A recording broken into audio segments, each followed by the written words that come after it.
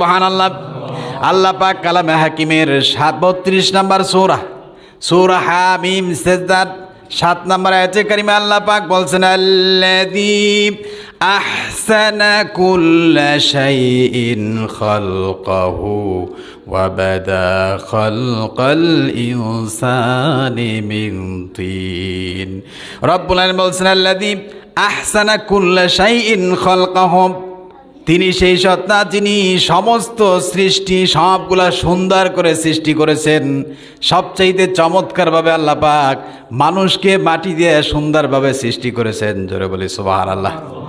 মানুষ কত সুন্দর করে আল্লাহ পাক বানাইছেন। আল্লাহ পাক সুন্দর করে বলছেন, লাকাদ খালাকনাল ইনসানা ফি, তারপরে আহসানি তাকওয়িম। সুবহানাল্লাহ।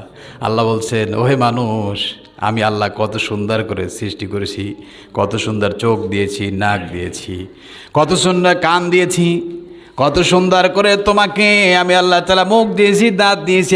একবার চিন্তা করো আর আল্লাহ পাকের শুকরিয়া আদায় করো। জোরে বলি সুবহানাল্লাহ। এই যে তুমি মাটি নিয়ে মারামারি করিও না, ঝগড়া ফাসাদ করিও না, কারণ এই মাটি কার, জমিন কার? এই মাটিতে তোমার আব্বা চলেছে, দাদা চলেছে, নবীরা চলেছে, রাজা বাদশাহ চলেছে, প্রজা চলেছে, সব মাটির নিচে। কথা বলেন ঠিক কিনা? এমন মুসিবত, জমিনে দ্বন্দ্ব করতে গিয়া ভাই ভাইয়ের চেহারা দেখে না, ভাই ভাইয়ের হাতে খুন হয়। কথা বলেন ঠিক কিনা? আল্লাহ পাক স্মরণ করাচ্ছে, ও বান্দা, আমি তোরে মাটি দিয়ে সৃষ্টি করেছি, মাটিতেই আবার তোকে যেতে হবে।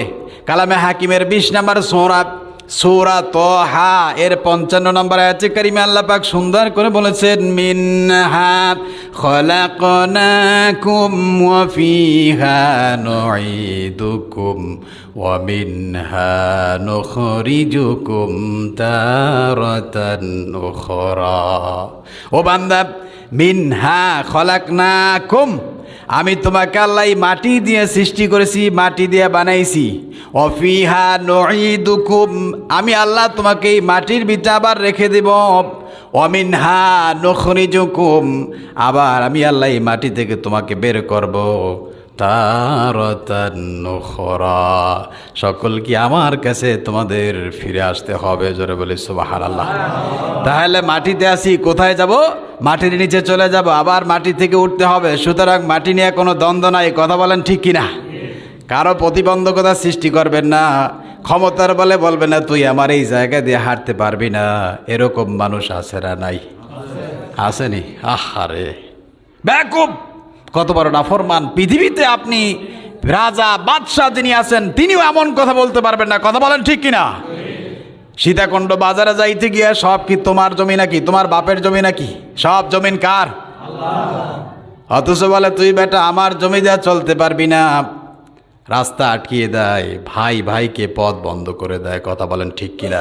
এর চাইতে বড় জালিম আকাশের নিচে জমিনের উপর হতে পারে না। ও আমার ভাই, যে হোক মানুষ, পৃথিবী আল্লাহ সৃষ্টি করেছেন মানুষের জন্য। কার জন্য? মানুষকে। মানুষ কখনো পথ আটকিয়ে দেওয়া যাবে না, বরঞ্চ তাকে যাওয়ার জন্য সহজ করে দিতে হবে, তার সাথে সুন্দর আচরণ করতে হবে। আজকে যেই ক্ষমতার বল দেখাও, এই মাটিটুকুনো তোমার নসিবে নাও হতে পারে।